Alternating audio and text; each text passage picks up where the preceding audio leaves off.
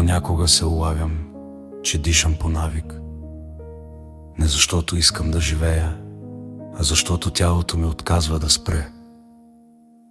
Хората ме питат дали съм добре, а аз се усмихвам. Това е най-лесната лъжа. Никой не вижда, че зад очите ми няма нищо друго, освен самота и умора.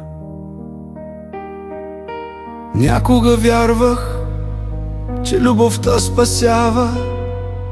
Сега знам, че може и да убива.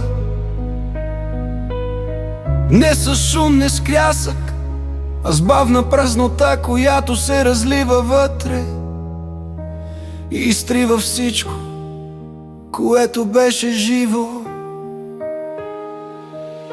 Нощем не заспивам, не защото не мога, а защото се страхувам от мислите си. Те ме питат: ако те няма утре, кой ще забележи? Не плача, вече сълзите свършват. Остава само самотата. Тя не седи, не пита, не напуска.